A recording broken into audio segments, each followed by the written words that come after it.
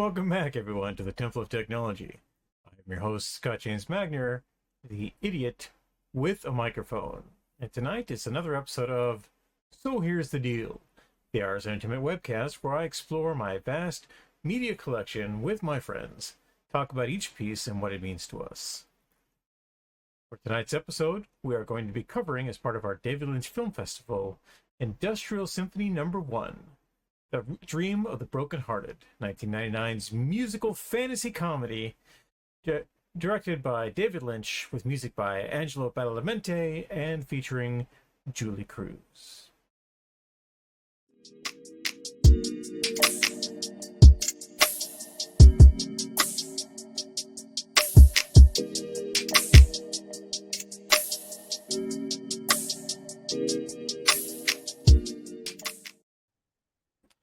Welcome back to the collaboration room, and as you can see at the title below us, we're here to talk about Industrial Symphony No. 1 on our continuing David Lynch Film Festival. Hello, McJulie. How are you doing today? Hello, Scott James Magner. I'm pretty good, except I might have a sneezing fit, so just be prepared to cut out if that happens. Well, given the content of our video, I mean, having bizarre anatomical mishaps seems appropriate. I could possibly even muster a nosebleed if Oh, that would be good, yeah. And then look at. So, I mean, if you honestly think that's good. Hey, anything for the viewers, right? Anything for the cause. It's all about the viewers. It bears noting that David Lynch would have had a birthday this week had he not rudely fucking died last year.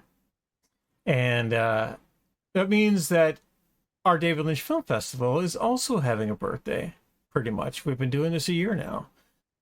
We had a little bit of a break while I was sick and you were traveling, and we're getting back to it now with our first recording of 2026. And I hope that my behind-the-scenes idiot with a microphone-ness has got this all scored away, and we're not going to have any problems whatsoever with audio looping or video transfer or anything like that.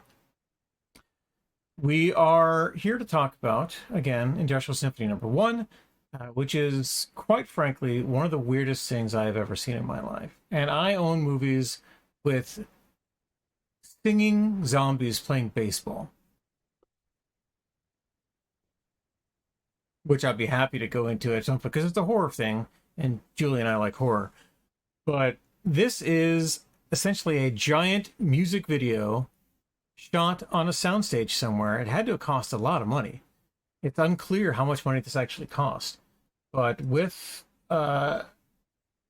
people from Twin Peaks and various actors from various projects, and the reason why this is falling where it is in our timeline is because it happens while they were filming Wild at Heart. They did this, and they were filming Wild at Heart while they were filming season 1 of Twin Peaks.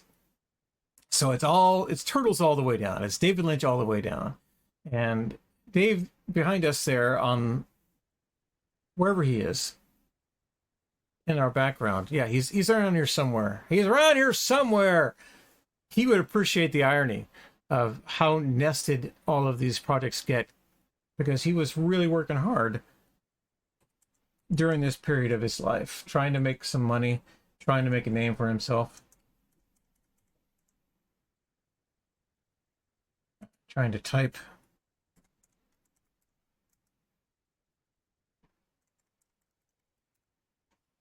So this one of the things about this thing, and we don't have a trailer to show you this week because the only one that exists was for a VHS release of this that happened a long time ago, and it's just simply jump cuts of the video that's happening. It's not about the plot, and we don't even have a plot summary. But there is a plot. There is a story in Industrial Symphony No. 1. It's just really weird, and things that happen. So it is a concert movie. It has 10 tracks, and this is one of the really weird departures for So Here's the Deal, in that I do not own a physical copy of this film. I've ordered a physical copy that has never showed up. And I might even go and get a Laserdisc of this, simply because I would have a physical copy and it would fit our remit. But it is the first thing that we're going to watch that I have obtained from the internet in anticipation of what we're doing, because the entire thing exists on YouTube and it exists in a bunch of other places. It was released on home video in 1990 by Warner Home Video, right in the middle of everything. It features music by Angelo Badalamenti, David Lynch, and Julee Cruise. Julee Cruise is the singer who sings the big song for Laura in Twin Peaks. And in this, she sings all the songs, more or less, while other people are in and around. That is our overview.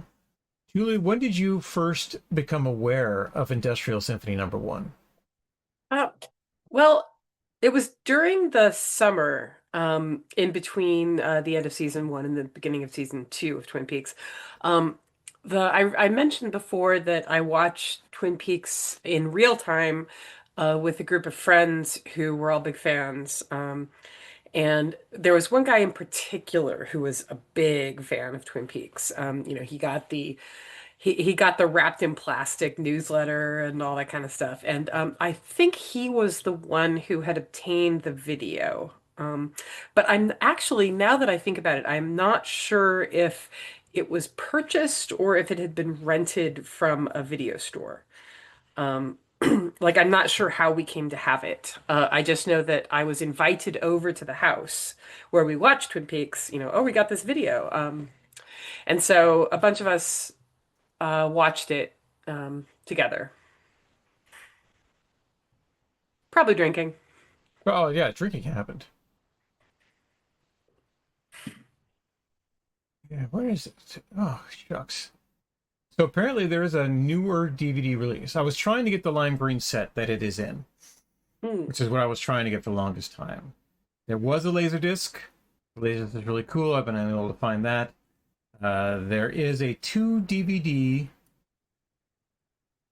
compilation of this that is only available new, and it is prohibitively expensive. Not that I can't get it. It's simply a matter of it shouldn't be as expensive as it is. It just is that expensive. On the bright side, I have been able to get a DVD that has one of the next films in our list, The Cowboy and the Frenchman. And it just means that I have to buy a bunch of stuff that I already have from the Criterion releases to get that short film. But I became aware of Industrial Symphony No. 1 by reading Wikipedia about the films of David Lynch. This is completely new to me. Having watched it in the last week, I had never seen it before. I had heard the music. I had heard the album. I had never seen the concert video, and it just blew my fucking mind. It was crazy. So, I don't really know what to make of it other than going in and talking about it in depth in our next segment. But we don't have a lot of production details to share with this, but we have a few. The album Floating into Night, the Julee Cruise album, that's where the songs are from. And track 1 that she sings on here was on a later album that came out in 1993 called The Voice of Love. The song from this album, I'm Hurt Bad, is what plays on the jukebox in the Twin Peaks pilot. And The World Spins, which is the Laura Palmer song, is performed live in an episode of Twin Peaks The Return much later on.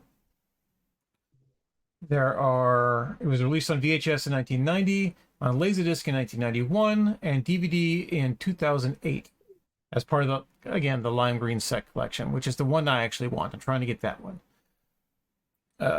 it has both the full frame, which is what we watched, and a widescreen version. And I'm really interested to see what more of that stage he was able to pull into the frames on widescreen. I think the original home video VHS release was the boxed up full frame version. Oh, but here it says it's cropped. So yeah, screw it. We don't want that widescreen version. So it's the exact one that we watched, just shortened. All right. With that said, let's move on to our next section.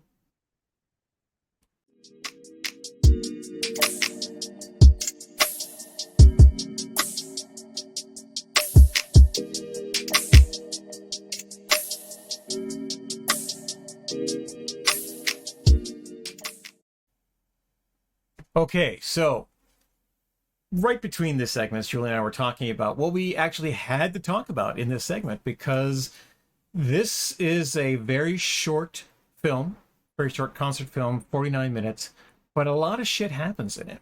And I'm going to read the Wikipedia content description. There is no plot summary. So even though this is a musical concert movie, someone didn't update Wikipedia the way obsessive people normally update Wikipedia. And I think one of us should probably get on that.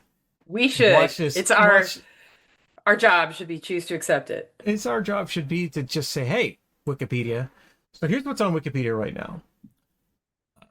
The presentation opens with Nicolas Cage and Laura Dern engaging in a telephone conversation, the gist of which is that he is breaking up with her to her great sorrow.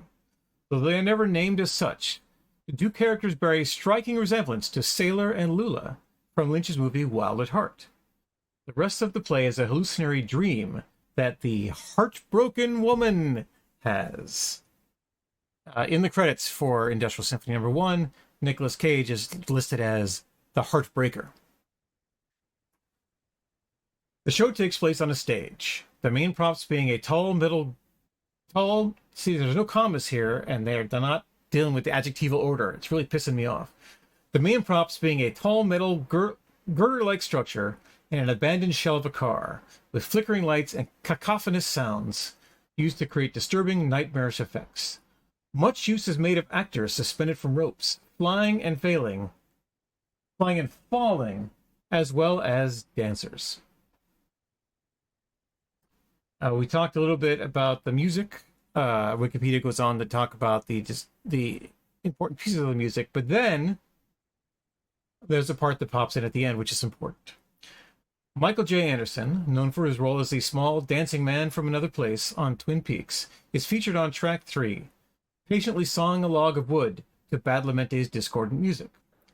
He is also part of the stage ensemble on track 5, which is an instrumental, along with a tall, demonic reindeer-like figure, which we will talk about directly. Finally, on track 7, he reiterates, meaning speaks, the opening dialogue between Cage and Dern, accompanied by a clarinet player and a non-speaking actress, who is not Laura Dern, playing Laura Dern's part. And then track 9 of the piece, which is titled The Final Battle, is wholly instrumental with a background of dolls being lowered from the roof on strings. If that sounds messed up, it's because it is. It is jarring and jumping around, and as a 50-minute music video, it beats Thriller all to hell. I mean, it really is a crazy tight narrative that you can see starts with Laura Dern and Nicolas Cage being sad at each other.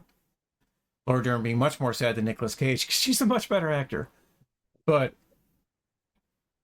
and then it just cuts away to Julee Cruise on stage in a little white pixie dress, singing her songs and doing her stuff.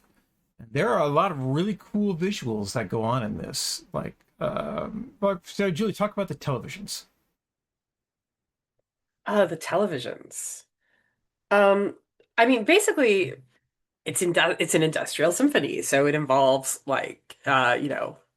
car parts and abandoned industrial machinery and television sets. There's Oh, let's see. Sorry, I didn't make any special notice of the So television. there's bits where Julee Cruise's face is shown in a television, Uh-huh. an actual video of a television, Right. and which is really hard to film. So what they ended up doing is replacing uh, the image that was actually on the television with another image overlaid on the television in film editing. But that television would be carted around the stage in front of her singing. And so you always had, it's like going to a U2 concert, right? With the crazy camera angles in your face going and stuff. So the television would be turned to face various other things that were on the stage while she was singing at the audience. And the camera would follow the television around and not her. And so there was, you could hear her voice coming from the television, but you could see her blurry in the background singing and doing stuff. And then she had a literal Greek Usually chorus of, suspended, usually suspended, yeah. And there high, was high in the air. a literal Greek chorus of dancers behind her at times who were dancing as she was and moving her arms around and appearing to sing. There was Everything's lip synced. That everything that is lip that synced, that yeah. is, yeah. And that was really interesting because this was actually staged. It was a live. There were live performances as part of the New Music America Festival. This party is on Wikipedia in November of 1989, and which tracks with all the other filming that we have talked about. And then they did multiple performances, and then they just cut those all together in various things. I can't imagine people left that theater satisfied if they had not yet seen Twin Peaks, and if they didn't know who any of these actors were and why they were relevant to either the music or to David Lynch. But through the lens of time, 45 years later, 45 years later, 35 years later, we can definitely see that, oh yeah, this is a dream. This is crazy dream of some sort Although, going to be on. fair to this, I have, as somebody who has seen dance performances, and I know you have too, it's not actually really that out of line. I mean, dance performances, just by their very nature, tend to be kind of, surreal and impressionistic, and so I think if I had seen this without knowing anything about it, I still would have thought it was cool, but that's just me. Yeah. Yeah, I don't hate it at all. I quite enjoyed it. In fact, I was gonna watch it again this afternoon, and then I got through the initial phone call, and I got through the first song or two, and I thought, I'd rather watch Perry Mason. And this is the first time in our film festival where I wanted to watch something else. Not my first time watching Perry Mason. I've seen every episode, All and I own right. every episode too, which is really cool. But I wanted to watch something else rather than the David Lynch Film Festival, and it bothered me. It really bothered me, and because I was really into my first viewing, but I'm not into my second viewing, and I don't know if it was because it was on my computer screen. I don't know if it because I was hangry and I needed a snack. I'm not sure what this week was different than last week when I watched it, but it was different, and it hit in a different way. And maybe it was because I have been overly critical of my viewing of things lately. But I maybe we should talk about second impressions instead of first impressions. So on your Yeah. rewatch, how did it hit you? Actually, However many years it's been since you last seen it. well, I last saw it when it was when it was new, so it was you know, the summer between Twin Peaks 1 and 2. I mean, I actually haven't seen it since. And so second impressions, I enjoyed it because it had been that long since I'd seen it. But I think if I tried to watch it again, um, a week after that, I would have found my attention wandering. You know Yeah. what I mean? It's like Oh, I do I just literally. think Yeah. I think that kind of thing doesn't bear watching and rewatching and rewatching the way an actual David Lynch film does. I Yeah. mean, that would be my take. I just think it's the nature of the beast. Um, I mean, I I mean, I can think watch. a performance of Rent over and over and over again. It doesn't bother me one bit. Or the Pirates of Penzance. Or I'm not discouraging live theater. It's just that there's something about this that doesn't invite a rewatch. And that is the first thing that we've come across, other than, the amputee or six men vomiting, 6 men being sick 6 times. It didn't hit that way. And I wish there had been a little more to it. That's what I found wanting on my first impression, certainly on my second impression. It's that I wish there had been... Sorry, I don't want to cut you off. Oh, no. No, complete the thought.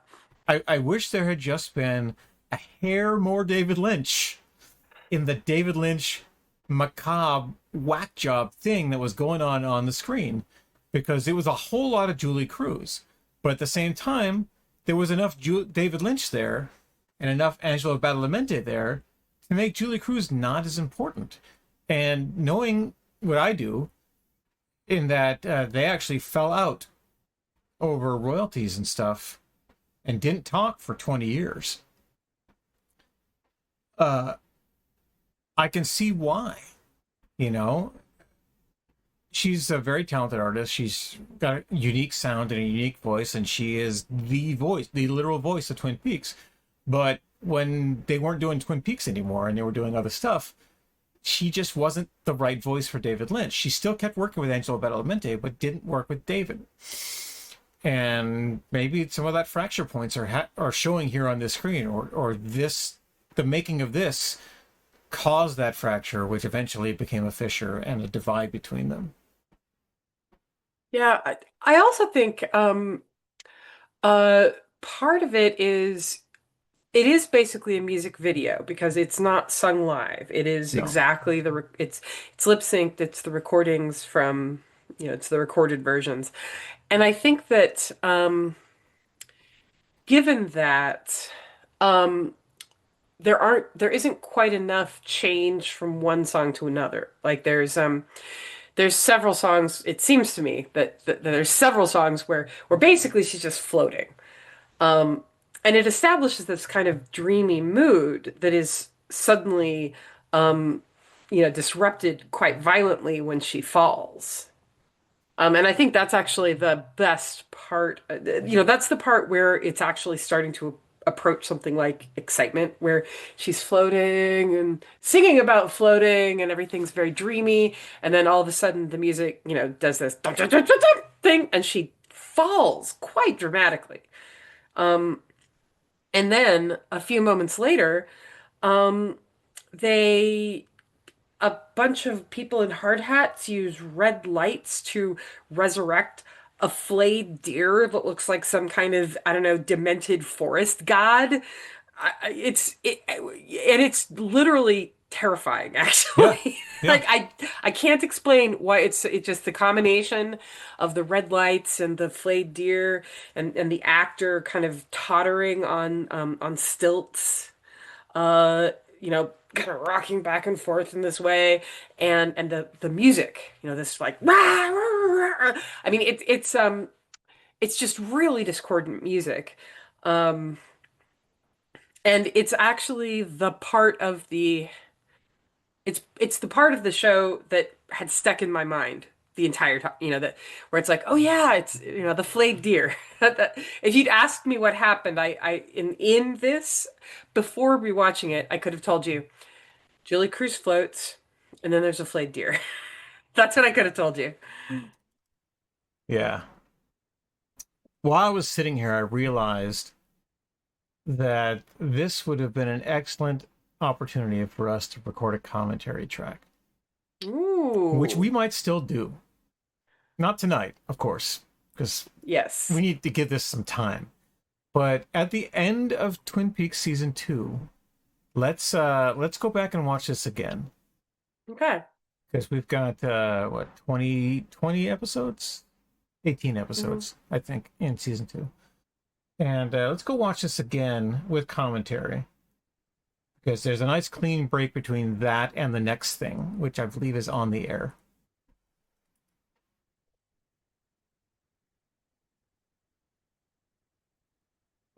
Yeah. I'm trying to pull out the credits here. Because Wikipedia is not as good for this as it should be. Go figure.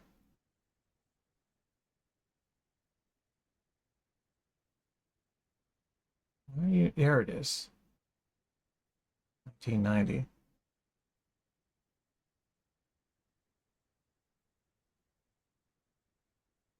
The tall-skinned deer is played by an actor named John Bell. He is not present in any other thing that I own. He's only here. So I mentioned he's a stage actor. Hmm. More than anything else. I'll look him up on IMDb later. There are musicians on screen, various backup singers, various backup dances. All the guys in hard hats are simply named Mechanic, which is to be hit. Yeah, and that's it. So it is not a deep play, but it is a play with movements and acts and stuff going on.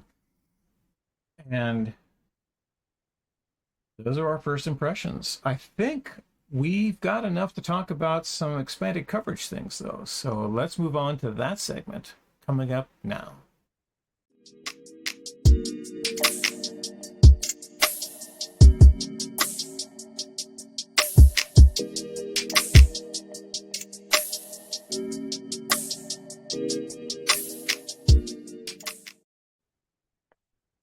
All right. So in this segment, we usually talk about the recurring cast that we have in David Lynch films and works, and we actually have some.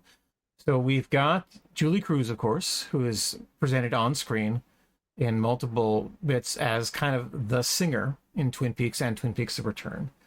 We have Laura Dern and Nicolas Cage, who do not appear as Sailor and Lula, despite what Wikipedia thinks, even though they're clearly supposed to be Sailor and Lula. They are But they're, Sailor-like and Lula-like. yeah, they are listed as Heartbroken Woman and the Heartbreaker.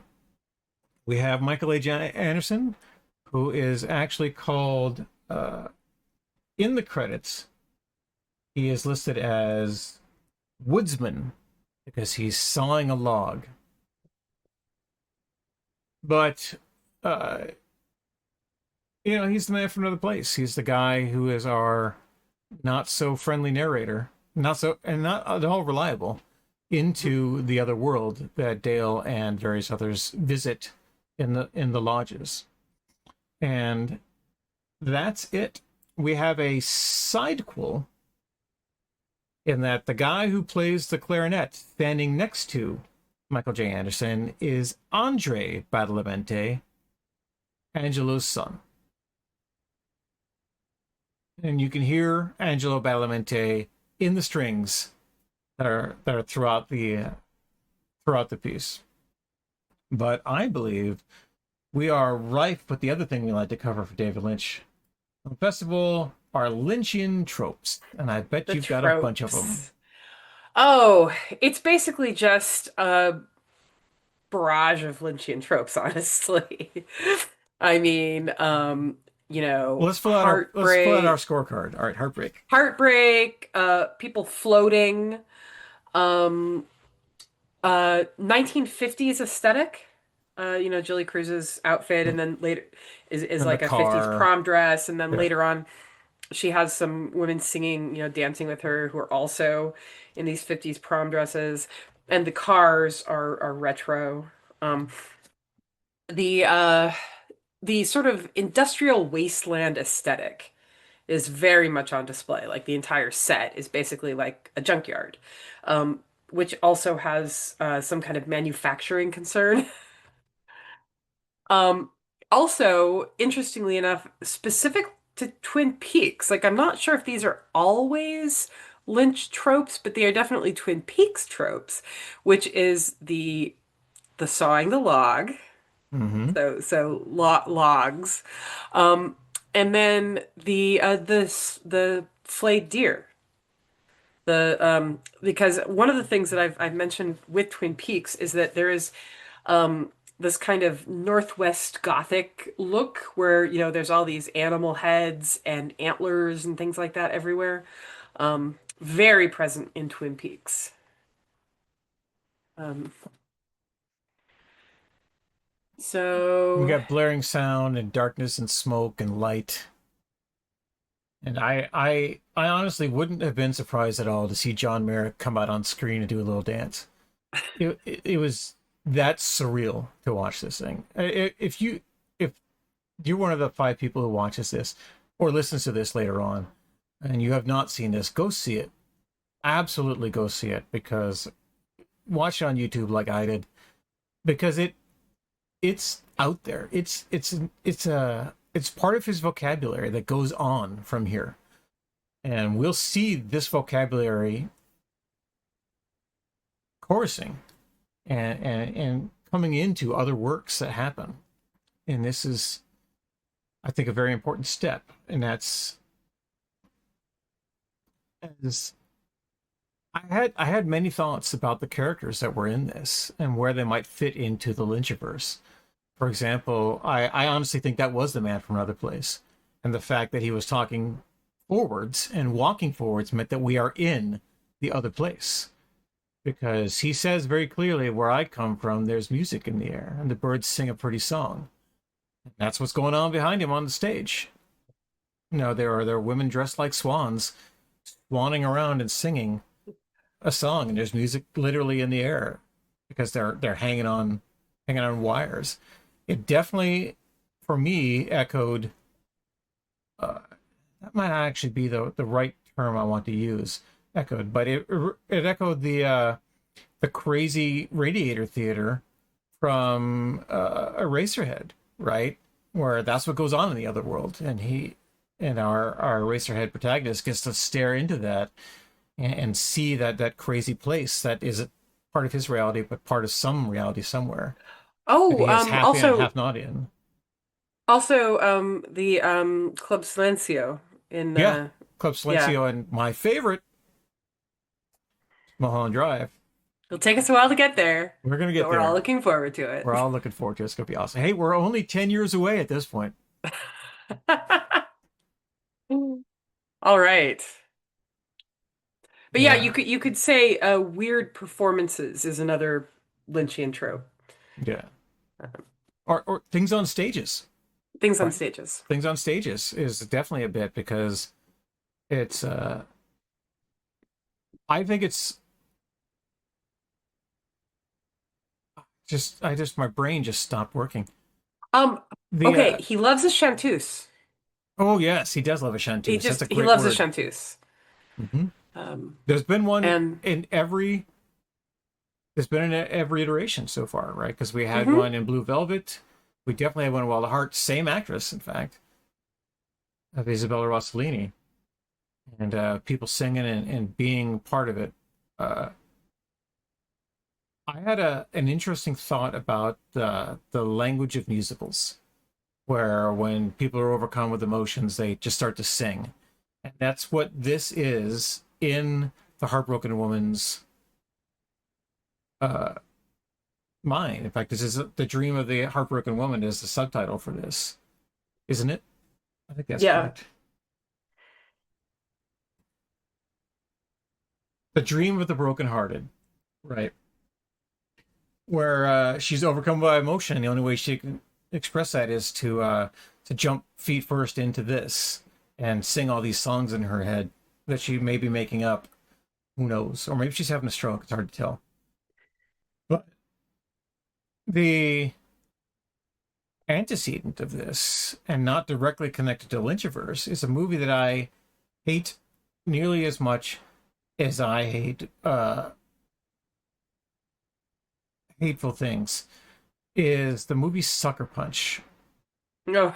That is put together by another, quote, avant-garde filmmaker, Zack Snyder. And it's an awful fucking movie. Don't watch this movie.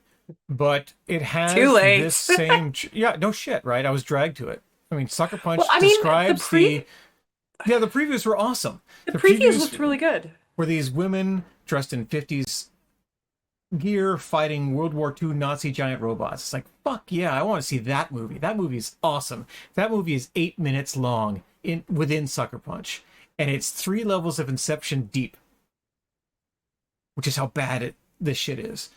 There's an overplot, there's a surreal plot, and then there's we're escaping this place into a dream world to deal with our surreal plot, and then we go from the dream world into the part where we fight Nazi robots, and then come back out. But the levels of Inception and the levels of reality and how you're coping with the things that are happening to you by doing this is the language of musicals, musical movies, not musical theater, but but musical theater as well. You just at some point the music takes you and you have to go sing, or you have to go fight giant Nazi robots, or saw a piece of wood for no apparent reason, or resurrect a skinned deer. That's what this is to me.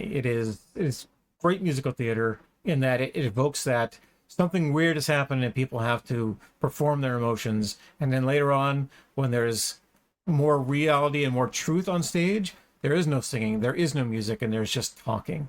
And that's what happens when Michael J. Anderson rereads the Laura Dern and Nicolas Cage dialogue as if it is just a letter that he's written to himself. Without effect, he just has a piece of paper in his hands reading that on the stage, and that's the truth part, to remind you that this is what happened. And then we go off and we sing again, and we play clarinet, and we set things on fire. Baby dolls fall from the sky, but no one is actually named Baby Doll, unlike the movie Sucker Punch, where someone is named Baby Doll. But that's all we're going to talk about, Baby Doll. We're not going to diverge into complaining about Sucker Punch. It is a horror movie, and I'm horrified that it ever got made. I would much rather watch any zombie movie written by anyone, including zombie movies written by Zack Snyder, than to watch Sucker Punch ever again. That having been said, I fucking own it. It's downstairs. I own it specifically so I can hate watch it again someday, and we'll get to that point. If anybody wants to hate watch it with me, let me know. That could be a sub part of our podcast is like hate watch. Hate watch. Yeah, instead of Baywatch, it's hate watch. Hate watch. Let's do it. Yeah. So what? Here's the deal about hate watching. We're gonna do it. Yeah. Yeah. Right. A little side project. It's our side hustle for all the money we're not making here. All right. Well, that is again very light on content, very long on influences. But I think we're ready to move on to our final thoughts, which sound a lot more like our first impressions than you might think. Back in a moment.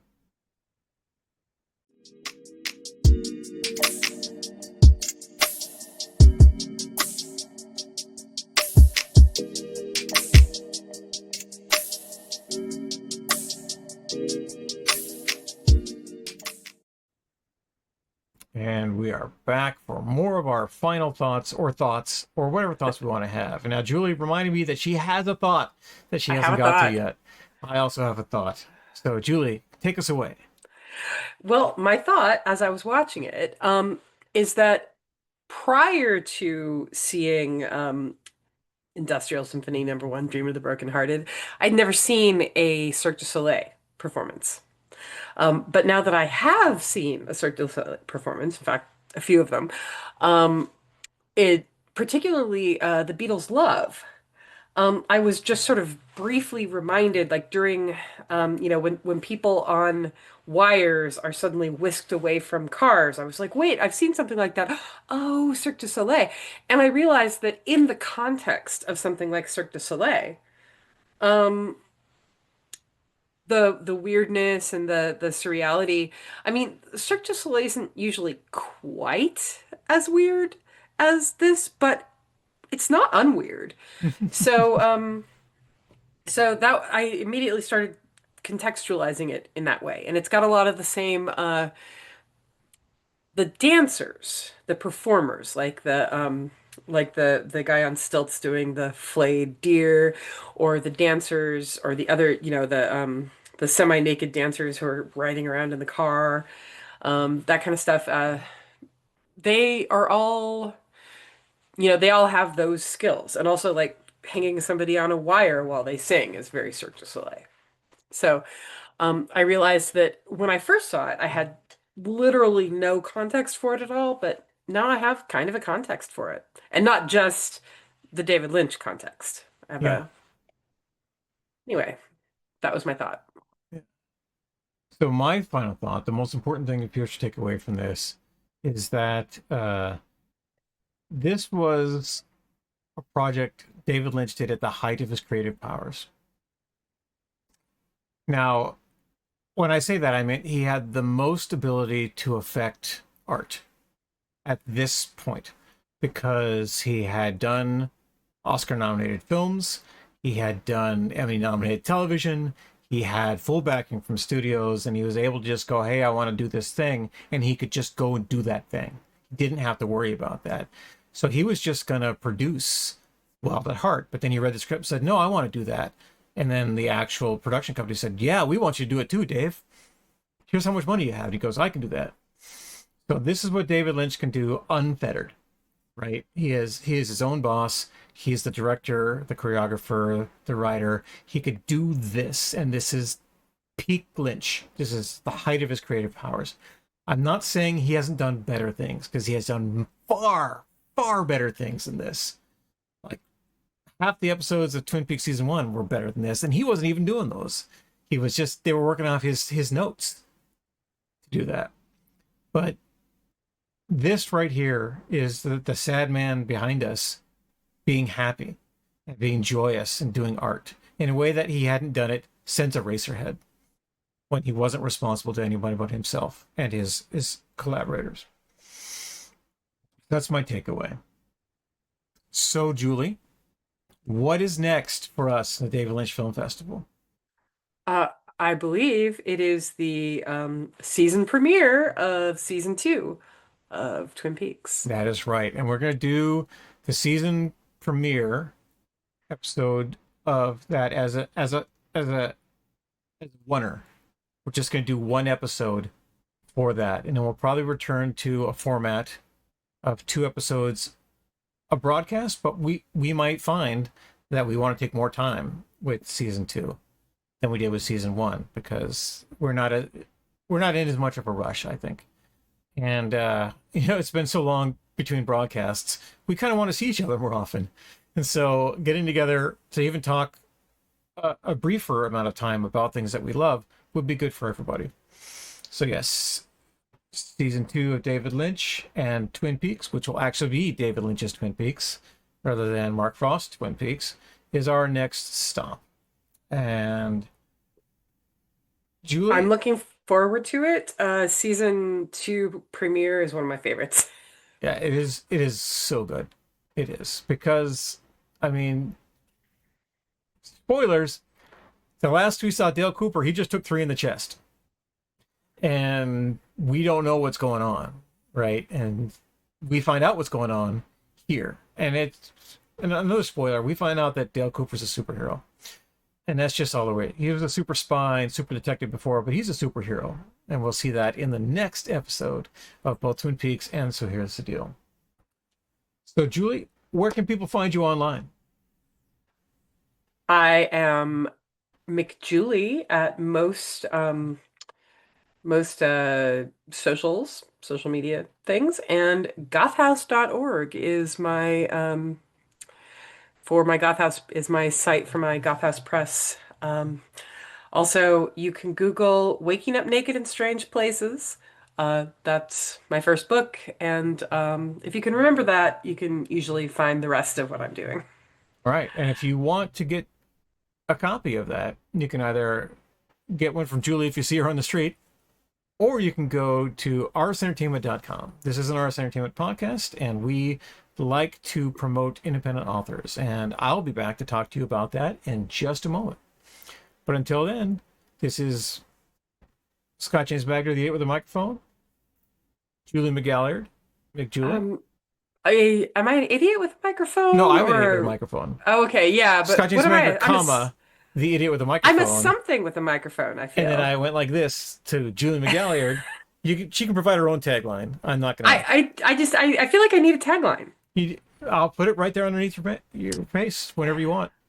Okay, I have to Whatever think words about you want, this. I'll put in there. Yeah, I have to think about this. yeah. It's gonna be the next episode's gonna be so good, everyone. So good. So good. Julie will have a superhero name. It'll be great. All right. Thanks for watching, everyone. Talk to you later. Bye. Thank you for watching this video. If you'd like to support the stream, please like and subscribe on whatever platform you happen to watch it. But also, consider buying some books. RSEntertainment.com is a progressive publisher that focuses on independent authors and the stories that they tell. We have a curated selection of novels in science fiction, fantasy, high fantasy, space opera, horror, just about any genre that we believe needs some support, and the authors that need to do so as well.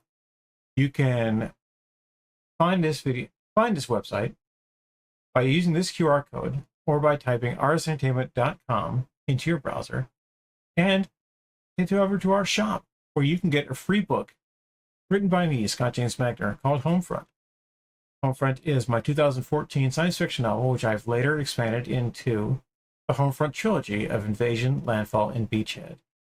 But to get a sample, just go here, select the ebook, and you see it's $0. Free book delivered to you, your email. All you have to do is sign up for our mailing. That's it. That's all you need to do. Thank you very much for supporting us here at the Idiot with a Microphone channel, and we'll see you soon.